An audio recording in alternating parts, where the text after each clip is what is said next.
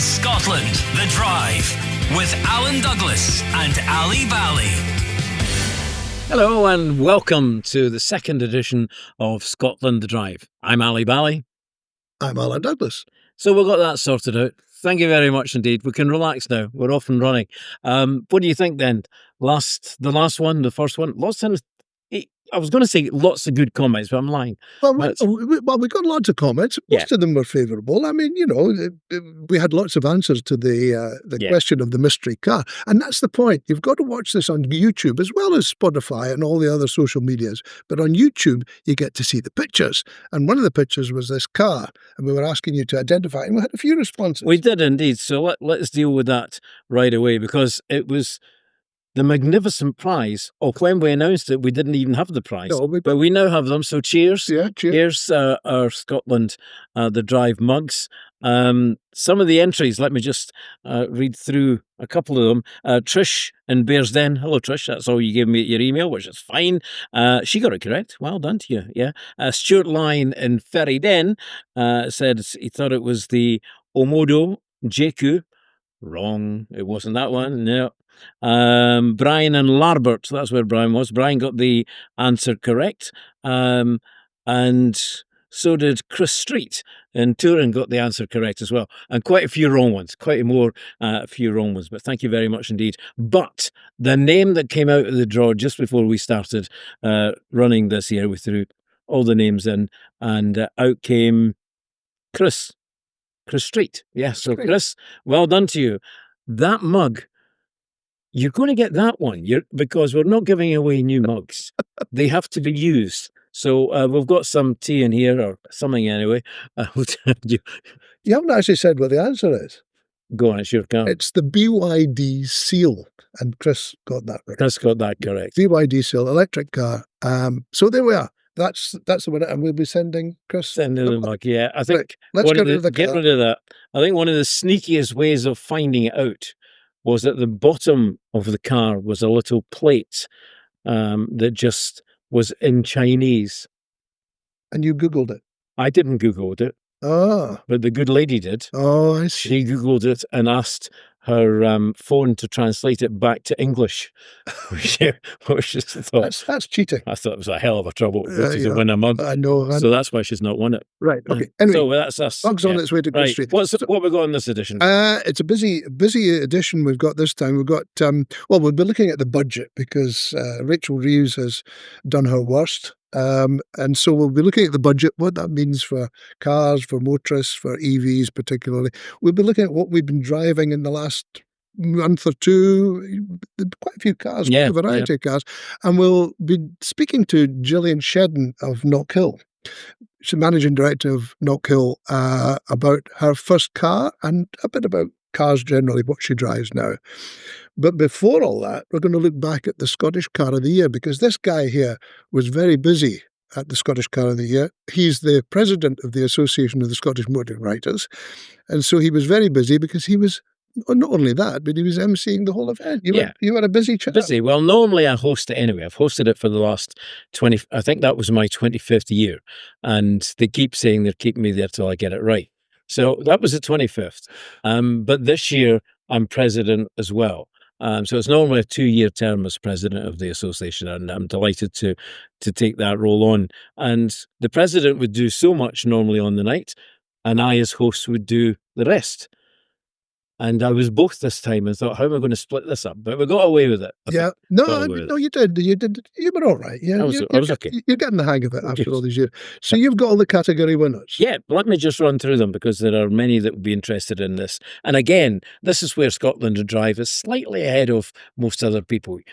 Just stay with us and see a little bit about Scottish Car of the Year, which you wouldn't normally find anywhere else, but we're showing you some footage, etc. That's coming up.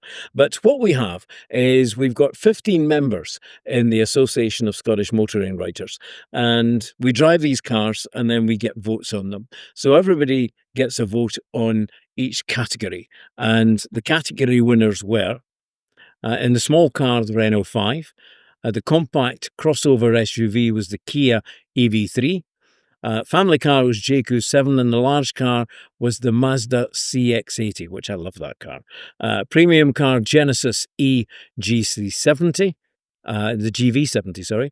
Performance car was the Alpine A290. Utility 4x4, the Toyota Land Cruiser. Used car under £18,000, MGHS. Used car over 18,000, Hyundai Tucson. And after-sales award was given to Suzuki for their fantastic after-sales service they give to their customers. The best newcomer, that was a new one, was given to JQ Omoda. And the overall winner was... What was it again? It was the Renault 5. It was indeed the Renault 5. A bright, which has won all sorts of awards all over the country, internationally as well. But the judges, all about our fellow members, they assessed it all, and we all liked the car. It was very absolutely. It was nice. I liked the retro feel to it. You know, it was going back to the old days of the Renault 5, but with a modern take and all electric. I really enjoyed the car. And it was the first time in the awards history that a manufacturer had won 2 years running, because Renault won with the Scenic last year. So well done to them. And also one that I didn't mention there was the President's Award, which we'll talk about in a few minutes. So anyways, Ali mentioned you can have an exclusive look at how the evening went, because it was a very busy night. Ladies and gentlemen, the Scottish Car of the Year Awards is about to begin. Welcome to the stage, Ali Bally. We gather to honour the brilliance, innovation and passion that drives the car industry forward. And tonight we'll be celebrating not only the finest vehicles on our roads, but the remarkable people behind them. Ladies and gentlemen, after our starters, we'll be sampling our national beast, the haggis. We're not real waiters. I know we had you filmed, didn't we? No. Ladies and gentlemen, my name is Kyle, this is Emma, this is Cara. We come from the undercover singing company called Singers Seguito! Ladies and gentlemen, let's get this party started. Clap those hands. Let me entertain you. So this is the 27th SCOTY Awards, and in that time there's been a great variety of winners through the years. The ASMW is, as you would imagine, very proud of the Scottish Car of the Year Awards. To present this award, I call on ASMW Secretary Alan Douglas. And really glad that the Scottish Car of the Year continues after so many years. Ladies and gentlemen, the ASMW President's Award for 2025 is awarded to Jillian Shedden, Managing Director of Knock Hill Racing Circuit. No, seriously, thank you so much for this award. It's quite a surprise, I must say. To the award we've all been waiting for, I'm quite sure. What will be the 2025 Scottish Car of the Year? Car of the Year 2025 goes to The Renault 5! It's an incredible honour to win this award 2 years in a row, the first manufacturer to do so. And it reinforces Renault's position as a leader in electrification. Thank you and good night.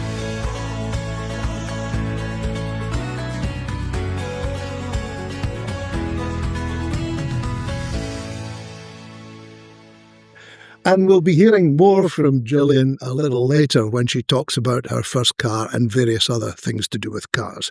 But on the evening, after all the formalities had gone through, I took the chance to speak to some of the guests. It was a bit noisy, but they all had something to say about the evening. So, Alan Parry, this is not the first time you've been here. You enjoy it, obviously. Oh, yes, definitely. It's always a really, really good night. And I think I've done at least maybe 22, 23 of them now. And it's just a fantastic night. It's so thanks to you all, really, but of course, Ali, Lorraine and the team. And it's totally different to any other awards. We're fortunate we get invited to a lot of awards, and some of them are very, very big affairs, of course, with big magazines in London and everything else, like 1,300 people. But this is a really nice, intimate, well-run event, and it's always good fun. It's always good fun. And how important is the Scottish market to you then? Very, because we've got a lot of dealers in Scotland. We sell a lot of cars up here, Swift and Vitara and S-Cross, as you know, and our new e-Vitara, which has just been launched 3 or 4 weeks ago. And that car is already making good ground in Scotland, mainly because of its design and the way it looks so good, but secondly because it's got four-wheel drive capability, and there's only one other brand in our sector that's got four-wheel drive capability, and up in Scotland that really helps. But do these awards really count for much? I mean, you know, does it make much difference to your sales? Yes, it does definitely, because it brings people into the dealerships, and with Suzuki, at least 60% of people come into a dealership and test drive a car or buy one. So when they've seen really good PR, really good coverage about the awards and about what you guys think as an association of the car, as very much their local person and their local people, and I think it really helps us, and the dealers love it. And last year when we did so well with Swift, obviously we won a category with Swift, and we actually made some little stickers up for back windows, so any dealer that sold a new Swift all of this year has had a Swift SCOTY in the back window, and it's a great thing to do. It instantly recognises, and people say, oh yeah, because we're quite a small brand in the UK. We're sort of 1.5% market shareholder, but we've got a lot of loyalty, as I said earlier on stage with the after sales trophy we've just won. We've got a lot of loyalty. 7 out of 10 people who buy a Suzuki will come back and have another one. We're going to increase our retention in the dealer network as well. So we have been losing a few people once the warranty's expired. Now we've got 10-year warranty. Why wouldn't you want to stay with us? Well, congratulations. Thank you very much, Alan. So, Gordon Shedden, first time at the Scottish Car of the Year? First time for a long time. I think the last time I was here was maybe 2015 or something like that, so 10 years in between. The night's incredible. It brings back so many memories from previous, and great to still get everybody together in Scotland. It's such an important market in the UK, but nice to see everyone having fun. Well lubricated, and just actually enjoying the motoring industry. Well, the wife did quite well as well, didn't she? She has. Everyone kept it really quiet from her, so completely caught off guard for Jillian, which is unusual, but she absolutely deserves it. She does so much for Scottish motorsport, for to recognise the past, to develop the future, and to keep on pushing Knockhill forward. And every year it's a bit better, and we keep striving to make it better. And what about you? What are your plans for next year? Anything you can talk about? So I think just announced somewhere during about the main course tonight. I'm kind of catching up on it. So I'll go back to touring cars next year with Mark Blundell, the ex-Formula 1 driver, as team principal. So we're back on the grid causing some chaos, and we're looking forward to it. Yeah, well, we all look forward to seeing you then as well, because you're a star turn. Well, it's Scotland's a small country, but we produce a lot of talent in all areas, in motorsport and in automotive, and I'm there flying the flag and trying to do the best I can. That's all I can do. Good. Well done. Thank you. Thank you. So, Kim Palmer from Polestar, you've been coming here for quite a few years under different brands, albeit, but what makes this event different from the other ones you go to? Well, look, the Scottish market is so important for so many manufacturers, but to be honest, I always say that Scottish Car of the Year is the beginning of Christmas. It just gives you a fantastic vibe. The people are fantastic. Everyone really celebrates the very best of the automotive industry in such a lovely way, and it feels like family. It's wonderful. How important is the Scottish market to Polestar? Yeah, look, we've got a retailer in Glasgow. It is really important to us. EVs are growing in Scotland, and we're looking to build our market share in Scotland, so it's very important. So you've had a good time? Absolutely, it's been great. Singing waiters, Ali doing the show as usual, and it's always an odd surprise. And the magicians this year were particularly fantastic. Dan Sells from Kia, you've picked up the award for the EV3. Obviously, you're very pleased. Incredibly pleased. It's such a fantastic event, this, and the meaning for this event be in the Scottish region is really powerful for our dealers here.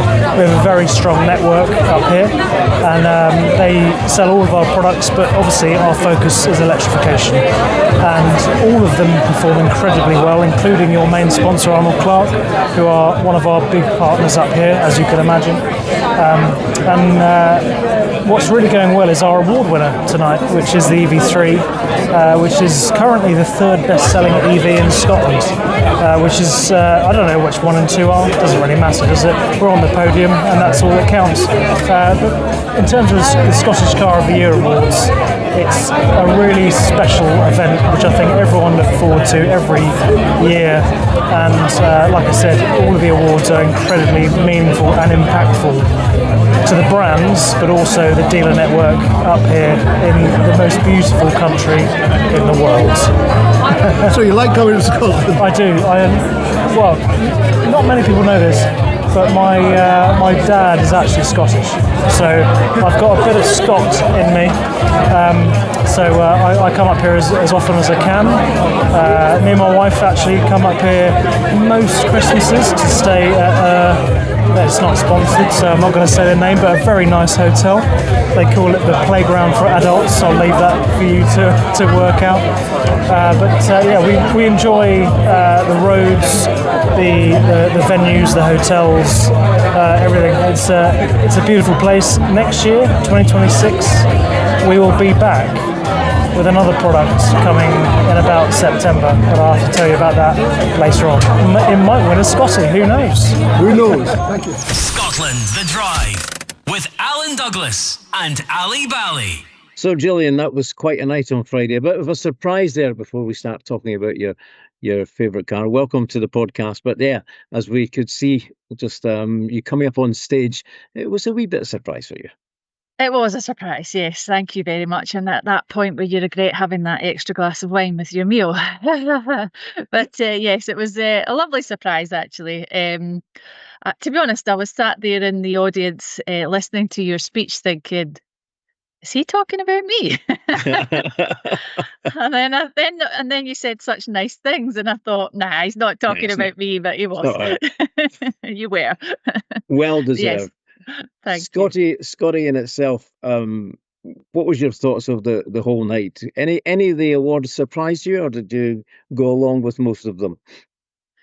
No, I thought it was a well-deserved winner. No, I really enjoyed the night, and actually it was it just shows you, the small car is definitely still the favourite really in Scotland, isn't it? So yeah, no, really enjoyed the night, and I'm an electric car driver nowadays, so it was nice to see some electric winners there. I don't want to bore you with my electric car stories because I know you're not fans, but Really? but yeah. Well, before we talk about going back in time to your earlier cars, what is your car just now then? What is it you drive? So I'm very lucky to drive a Porsche Taycan 4S, which is just it is a brilliant electric car, I must say. It's Gordon sometimes borrows it, and he just said it's like driving a GT car. It really is such a good car. It's planted on the road. It's so fast, and it's great fun to drive. But yeah, it gets about 210 miles on a good sunny day, about 190 miles on a wintry -3 day. So yeah, it could do with maybe another 50 or 60 miles on the range, but actually it works really well for me in the commute that I have, which is 17 miles. So yeah, it's great. And you'll have a charging point at Knockhill as well. I've got a charging point at home and at work. So actually I'm very rarely in the public charging zone, if you like. So yes, it's really convenient. It's charging away while I'm working, and it's ready for me when I go home. What's your thoughts on the Chancellor's unthought through, well, my view anyway, unthought through actually how she's going to get the money out of people, the electric car tax that's been put on? Yes, 3p a mile, I believe. I have no idea how it's going to work. No. Neither really. did she. Yeah. I mean, if you're going to self-declare your mileage, it's going to be an interesting one. Yeah, it's a wee bit disappointing, but ultimately, more and more people are buying electric cars, and we've got to pay for the roads to be fixed. Ultimately, we can't. They couldn't continue as they were with no road tax and no tax at all. So I understand the reason behind it, but yeah, the mechanics of it might be a bit difficult. No think doubt. that's I mean, when is it coming in from? Is it 2027 or something? 28, I think. Oh, 28. Oh, they'll have changed their mind by then. Yeah, exactly. Yeah. I'll change the government. You never know. Yeah.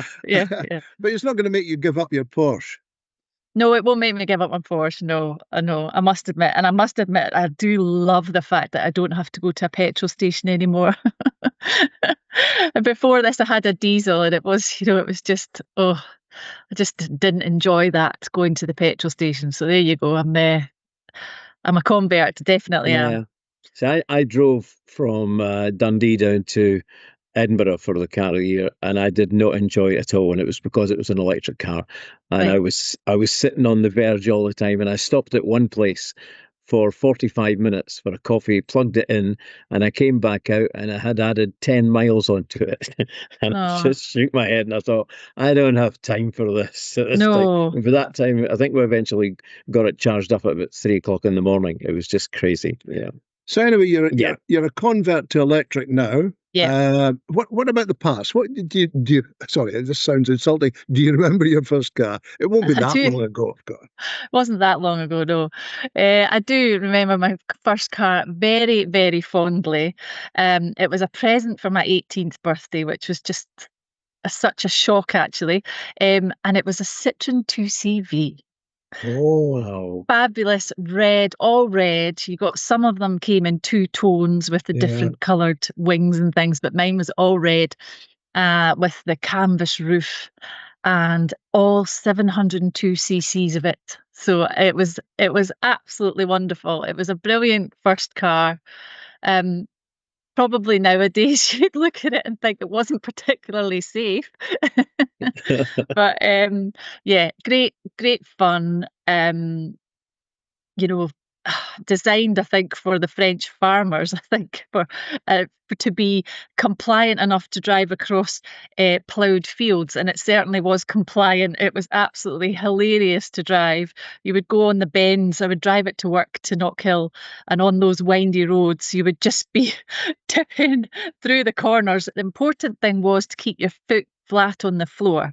You could not lift off, because if you lifted off, you were a goner. So you had to keep your foot flat on the floor and just turn the wheel, turn the wheel, turn the wheel.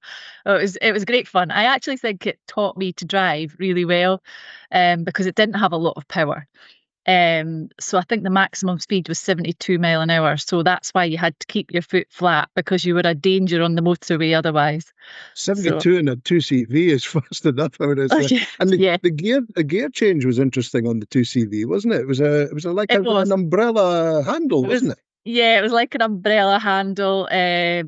So yes, it was like a dog leg first and reverse. So for anybody that doesn't know what that was, you had this big ball, a bit like a tennis ball, I guess, but it was black plastic, and you had to turn the stick and push forward for, I think it was push forward for reverse, and I think it was pull back for first. Or I can't remember, actually. No, it must have been reverse, must have been the other way. So it was push forward for first and then pull back for second. But it was completely different to the cars that you would see on the road, with a standard gear stick. This was sort of going into the dashboard, and you would pull it back out. So it was good fun.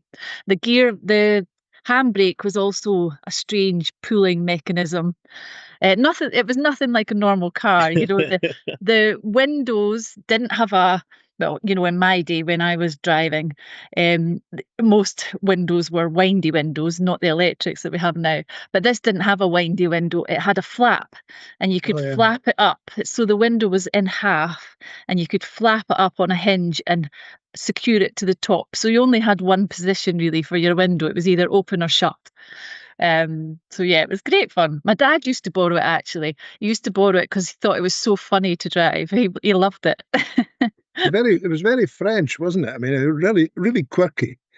Yeah, yeah, very. I mean, I never did it, but apparently you could lift it was bench seats basically, and apparently you could lift the bench out the back and put it for a picnic. You know, take it out the car and have a picnic. I think that was designed for that. Very French. No doubt the boot was designed to carry the wine and the cheese. You know. Yeah, absolutely fantastic. Yeah. So what's ahead in 2026 for Knockhill then? What can we So expect? so lots of exciting things, as we always do. Every year we just try and grow it bigger and better and make our events more entertaining. So we've got lots of excitement with the touring cars and superbikes again. Gordon, my husband, Gordon Shedden's just been announced for Toyota again. So that's really exciting with Laser Tools. So that'll be nice to see Gordon in a blue and white car racing at home in Scotland. We have some really nice family events as well. That's been something we've been developing over the last few years. Family fun events combined with car shows, fireworks shows. So lots happening. And of course, all the usual driving experiences where people can drive race cars, Ferraris, Astons, rally cars. So it's really busy. It's really good fun. Still lots and lots of people coming and enjoying the racetrack, which is great. And we're enjoying it and trying to improve the venue every year. So we're busy working away at the moment, digging and building and all the things you've got to try and do in the winter before the season starts in March again. And you're going to be doing night racing, is that right? There's a night race happening as well, so that'll be a first for us. Yeah, we're just working out all the mechanics and all the logistical things we'll need to change. It's in, I think it's in September. It'll be dark at some point. They'll get running. So I think they start about 4:00 and they run through, or it could be 6:00. But anyway, they'll be racing in the dark, which will be an interesting new challenge, I guess, and a new challenge for us as event organisers and a new challenge for the racers. So that'll be a good fun one. And not only you picking up that award from Ali, but the circuit itself also won this award for the McRae Rally Challenge. That was brilliant. It did, yeah. So we hosted the McRae Rally Challenge in September, and yes, it's been recognised by the Motorsport Association as a sort of recognised for the achievement of bringing all the guests together, bringing all the historic cars that Colin drove, the cars that Jimmy McRae drove, and we had quite a few McRaes out there in the challenge. Jimmy himself was rallying with his granddaughter in the co-driver seat, and his grandson Max was out rallying. He thankfully won the rally, which was a nice story. So yeah, it was really nice to be recognised for all the hard work that went into that event. There was a lot to bring that together, so that was really good for our events team. It's a real family affair, just like the Knockhill itself. That's a real family business, isn't it? Yeah, it is. I'm the last family member in the business since I took over from my dad, who started the business in the 80s. And yeah, it's got a real family feel. We've kept the family business ethos throughout. The staff all feel it, they all feel part of it, and I think the customers feel it as well. So that's really important. I was actually reflecting the other day, my dad and I were driving. I think I was driving him in my Porsche, or was he driving me? I'm not sure. He's also gone electric, by the way. Really? Got an electric van. A little Buzz VW Buzz van. Anyway, he does still have plenty of petrol cars going in his garage as well, so don't worry too much. But yes, I was reflecting the other day too. I'm saying, Dad, we're getting so many good reviews that it's incredible. And the main thing that people tell us is our staff. Our staff are just so good. People comment on our staff all the time about how friendly we are and how we make put people at ease and make them enjoy their day.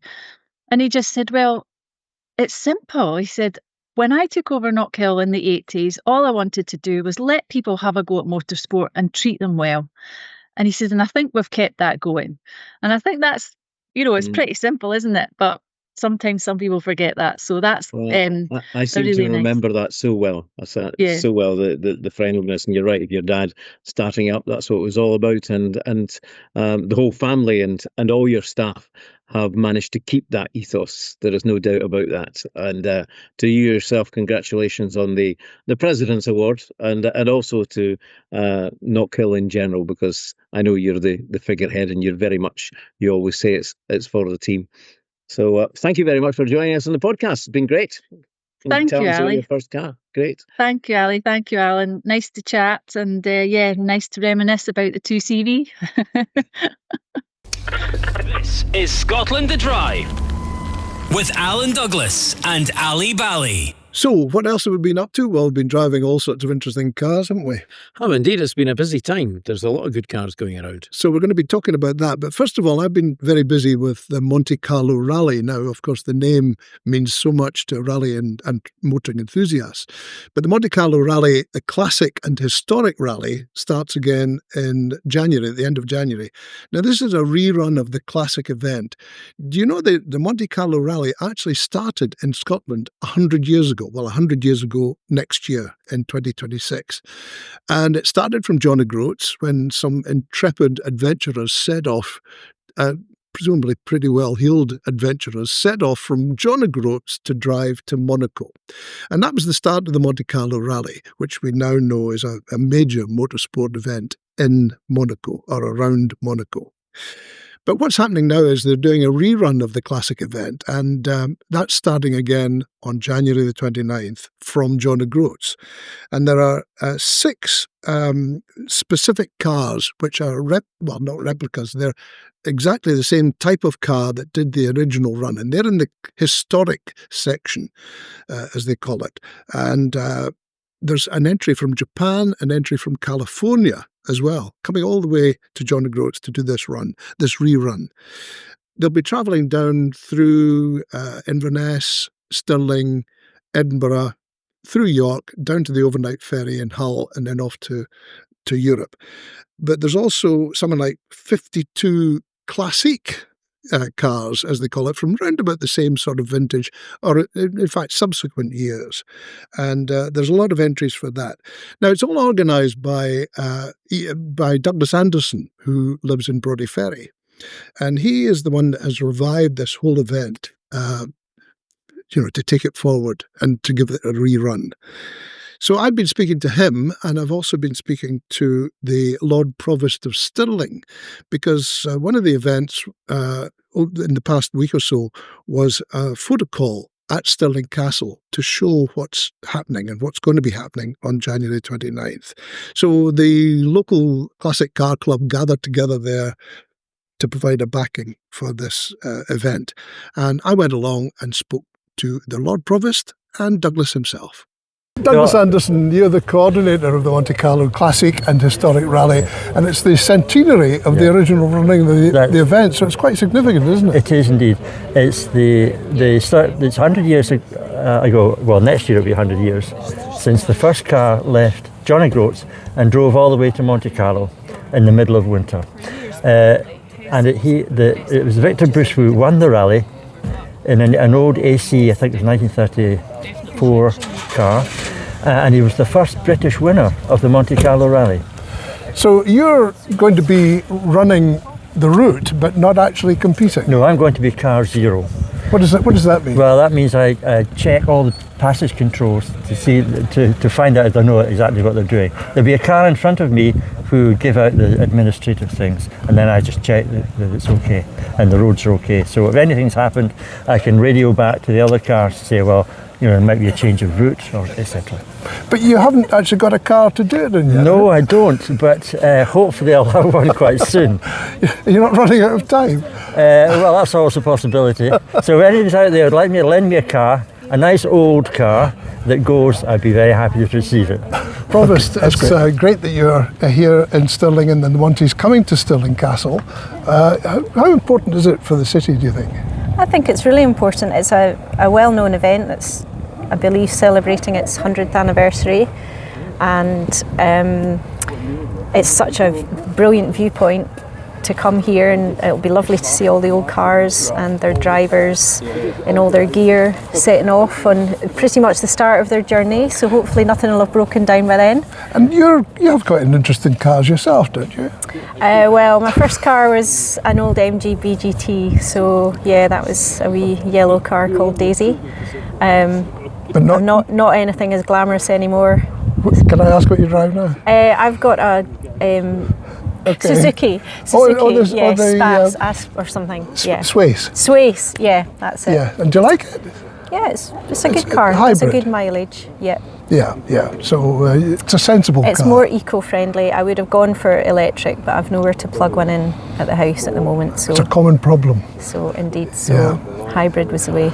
And you'll be here on the night of the 29th? Absolutely.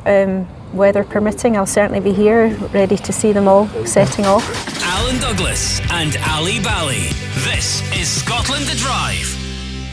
So that's an event to look forward to. They'll be setting off from John O'Groats on January the 29th, first thing in the morning. They'll be coming down through Inverness and Stirling and stopping overnight in Edinburgh before heading south. Right, we've been very busy driving all sorts of cars. We have. What have you been driving? Well, there's one that I want to sort of wait until you've had it. Yeah. Because I think if we both drive it, then we've said before that we've never driven Teslas. So I've had the Tesla for a week. It hasn't arrived at your door yet. So I think we wait and then we compare notes because, there may be some things that we disagree on. And that might be fun. Okay. So we'll wait on that one. And another one I want to wait on, I've got right at the moment. And it is superb. Okay. You're a bit of a teaser, yeah. It's the Cherry. Oh, the Cherry. The Cherry. What a car. I'm thoroughly enjoying loving that. So once you get that one, we'll compare notes. However, one that I did have for a week that I think I don't like criticizing cars too much because there isn't really anything that is a bad car these days. They may have different faults, but the Renault 4, God, that's not for me. Oh, no, I didn't like my time. I don't know whether I don't normally get stressed, but I was stressed driving that car. That's the problem, you see. You were just in a bad mood. You weren't in the right mood for it. True. I love the car. 148 miles charge. Well, what use is that to man their beast? I bet you had everything switched on. No, you had the heater on. It was raining. The radio was on. I needed to know where I was going. I needed the sat nav. Yeah. And the charge was just. I got, I had to stop at a service station, and I went in for a cup of coffee. 45 minutes. I came out, and it had increased by 10 miles. And I thought, I don't like this car at all. So apart from it being electric and the charge, and it doesn't suit my lifestyle, as you go in the door, the lip on the front door, you open the front door, passing the driver's door, and there's this big lump of a thing that you've got to get over to get in. And it's really odd. Yeah, it's really odd. I never saw that. I look for these things. And if you've got a gammy leg like mine. I was going to say, that's the problem, is your gammy leg. My gammy leg is getting fixed soon. The car's fine, it's you that's faulty. So I didn't like that one. I thought, did you like the Renault 4? Did you? I thought it was a great little car, yeah. Yeah, no. In fact, I'll be honest, I mean, I've voted for the Renault 5 as car of the year, but the Renault 4, I like just as much, if not slightly more, because there's more space. It was a very friendly car. You know what I liked about it particularly, and the 5 had this too. You can set your profile. I don't know if you did this. Did you do that? You set the profile of the things you want, or rather the things you don't want. You don't want lane departure. You don't want speed warning. You don't want driver monitoring, all that sort of stuff. You set all that. It saves it. When you get in the car, you press one button and it cancels all the things. I am absolutely astonished that you managed to do that. Why? Because you're not technically advanced. Well, it's not exactly difficult. I mean, you just why do you make so many phone calls to people saying, how do you do this? Well, I found it easy enough, and I found it a very accommodating car. I was very comfortable in it. I didn't have any problems with it. To be honest, I didn't do any great long journeys, so I didn't have the range anxiety that you had. But That's it, range anxiety. But I liked it. And another car I really liked. Now, you haven't had this car because I got it just for myself. Yeah, just for you. And it's an Alfa Romeo Junior. What's it called? It's the Ibrida. He doesn't even know what it's called, and he was driving it. No, but it's the Alfa Romeo Junior Ibrida. Now, I bet you don't know what Ibrida means. Haven't a clue. Hybrid. It's Italian for hybrid. Yeah. So it was the hybrid. Very small engine, 3-cylinder, 1.2 litre, 136 horsepower. Great little car. I did 1,000 miles in it in less than a week. Went down to Yorkshire in it. Battled through all sorts of weather conditions, and the car was absolutely faultless. Now, I've driven Alfa Romeos in the past. I don't know if you have. Mm-hmm. Not the most reliable. They used to say the one place you will see more Alfa Romeos than anywhere else is on the back of a recovery vehicle. Now that's exclusively Range Rover. Yeah, well, yeah. But this car was absolutely faultless. Great economy. I was getting about 54 to the gallon. It was brilliant. I went down to Yorkshire, back again, 1,000 miles, and I put fuel in it twice, I think. And even then, the second time was just to top it up.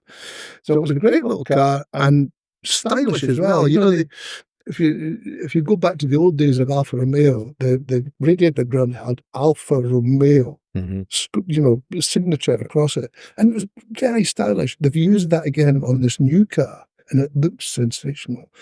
But it drove really well, very practical.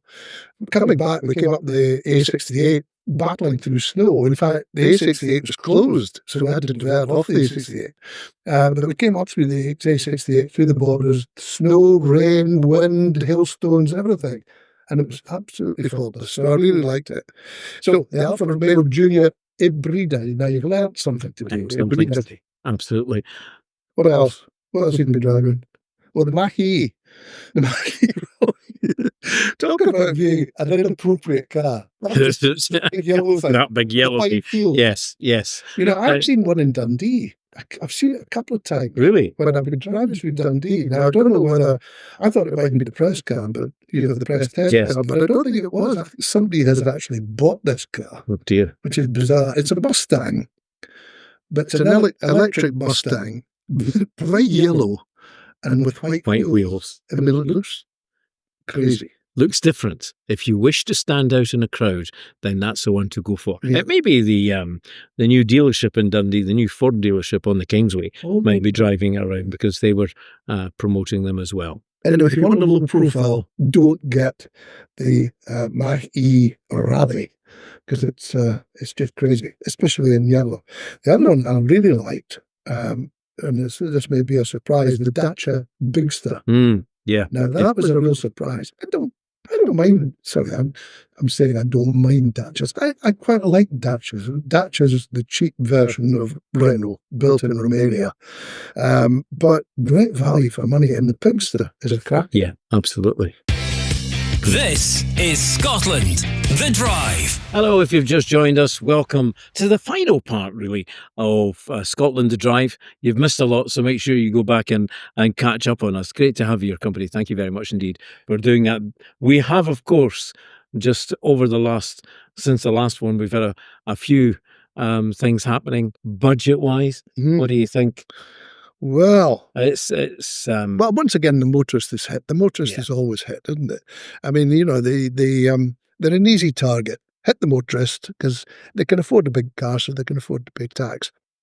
But the big talking point, of course, was electric cars, and there's 3 pence a mile penalty or tax, which is coming in 2028. Who? I don't understand. How is it going to work? As we were saying to Jillian while we were chatting to her, and as she mentioned, she's got an electric car. It's very much that. How is it going to work? Where on earth are you going to say to people, well, how many miles did you do? And as you said, Alan, it's in 2028, and it's highly unlikely there will be no changes up until then. It could be the government that changes, it could be their plan, but somebody somewhere is obviously sitting in the Treasury, scratching their heads at the moment, saying to their loved one at home, I've got the job of trying to figure out how to get the money out of everybody that's driving electric cars. Well, it's understandable because as people are moving, albeit slowly, away from petrol and diesel cars, the revenue to the Chancellor is dropping. So they've got to replace it. And we all use the roads, so it's only fair that everybody should pay their share. But actually, what I think is unfair, not so much the 3 pence on electric vehicles, but the 1.5 pence on hybrid vehicles, because you're being taxed on that for having a hybrid, but you've already paid tax on the fuel that you're using. So, the old principle, you can only be taxed once, is it? Oh, yeah. Something like that. It's bonkers. You're being taxed twice. You've been charged twice. It's the same with people with chargers at home. They're already they're paying the VAT on their chargers. And then they want to come and throw another tax on it. It's it's a strange budget. So anyway, we'll see what happens. But I just think it's bonkers. But the fact is, motorists are going to have to pay because they always do. What else has been happening? Oh yeah, there's this scheme. Did you see this called Sort My Car? I did read about it. Yeah, this it's quite clever. It started in Edinburgh, or it's starting in Edinburgh, and it's a scheme where you've got to take your car in for a service or an MOT, and it's a real hassle because you've got to take the car there, you've got to leave it there. What do you do then? Do you hang around, kick your heels in the garage, or what do you do? Now, this company called Sort My Car are offering a service where they'll come and pick up your car. They'll come on a folding e-bike. So they turn up at your house, folding e-bike. They fold the bike up, stick it in the boot, and take your car to the garage. Yeah. And they have all the hassle. And then when it's ready, they pick it up again, bring it back. Now, you've got to pay for this. And I think it's about 80 quid, right, something like that, for each run. So I think it's 150, let's say, for a return. But it's a smart idea. It's a good idea, I think that will work well in the cities. Yeah. I'm not convinced that it will work so much on the outskirts. But it'll be interesting to watch in the central belt just to see how it takes. Well, I think Edinburgh is the target place, and that's obviously ideal for that. Young driver, this young driver training scheme, which is good. It's to let kids experience driving before they're 17, because it is frightening that kids of 17 can get driving lessons, go straight on the road. And I don't know about you, but I was driving cars when I was about 10 or 11. Yeah, same here. Not on the road. No, of course not. Not very often. No. Except the milk van. Yeah, that's right.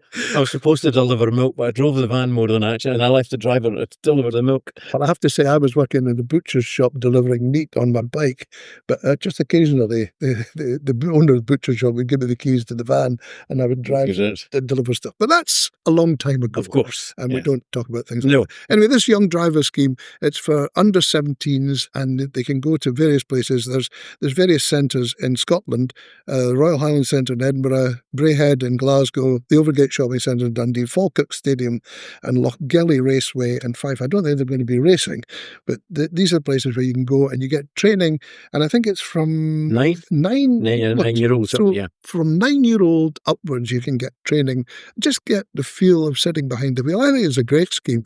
And I wish it just think how frustrating it would be if you were 9 years old and you got behind the car and you loved it and know you've got to sit and wait till you're 17. That would be. Now, the other thing that's happening, last time I was going on about the A90. Yes. And the bumpity bump. They're resurfacing it. So they obviously watched the podcast. The influence that we have. That was podcast number 1. Yeah. And the council and Amy are in there. So they're in resurfacing. Now, they're still working on it. In fact, I came past there today.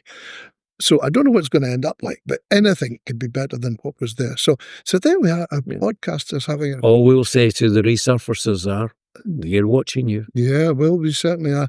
And the other thing, I was talking, using the Alfa Romeo, we went down the A68. The A68 was notorious for speed cameras. In fact, there's also the speed camera at Newbridge. You go underpass it, yeah. And they're all covered over. They've got a cover over the top of them saying not in use. And I thought, why? Why are they not in use? They spent all this money putting in these speed cameras and now they're not using them. So I did a bit of Googling. And apparently, they're the old technology. They have film inside, or they did have film inside, but it was proving so expensive to maintain that they've stopped using them, which is understandable. But it struck me, why would you go to the effort of covering them over to say they're not in use? It's almost like saying, right, where you go, boys, on you go. It's a very good point. He's thought this through. When he told me earlier, he said, why did they take put the covers on and say not in use? Yeah. And stop boy racers like me. So why not just not use them, but leave them covered over or leave them uncovered? Covered. Yeah. Yeah. And then nobody would know any difference. Nobody would know the difference, and it might still be a deterrent, but it just seems pointless, waste of money to go around covering these cameras up and effectively saying, right, you're under. Now, the point is, there are still mobile cameras, so be careful out there. Be very careful. And finally, yeah. Did you see this? Yes. Britain's quirkiest driving habit. Yeah, I could tick quite a lot of them off. Actually. Oh, yeah. This is a poll of UK drivers, some fascinating rituals and habits that motorists admit to doing while behind the wheel. And there's all sorts of things. 52% of us apparently avoid parking next to another vehicle in a car park. We're so worried about getting these I do dings. that. Yeah, I do. Trying to stop the petrol pump on a round number, and it just jumps to the next penny. A penny. Yeah, yeah. That's right. Not letting the fuel needle drop below minimum railway. Yeah, but that's all right. What was the other one? There was a really quirky. Oh, yeah, ducking when driving under a height restriction barrier. So you come up to a barrier. And you go, yes. As if that's going to make any difference. Oh, another one was saying wee when going over a humpback bridge. Apparently 11% of people admit to doing that. And singing at the top of your voice. Do you sing in the car? Yes. Yeah. To myself, obviously. Well, yeah, and it sounds great when it's only you. Yeah, of course it does. Doing it. So whether you're driving or singing or talking to yourself, I sometimes talk to myself in the car. You get a better answer. Well, there's the only bit of sense you hear in the car when you're talking to yourself. Yeah. So that's about it. That's it for another edition. Yeah. Yes. What have we got coming up next time? I don't know. We're still working on it. No, we're going to speak to Grant Stott. Who? Grant Stott. Oh, him. Yeah. He's appearing in Panto in Edinburgh.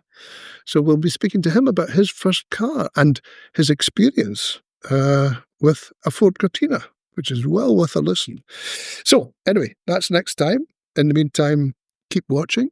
Go on YouTube and then you can see us in glorious Technicolor. If you're listening on Spotify, then we will have another competition next time round as well for another car for you to identify if you're coming onto YouTube. But for the moment, thank you very much indeed for joining us on Scotland the Drive. Scotland the Drive with Alan Douglas and Ali Bally.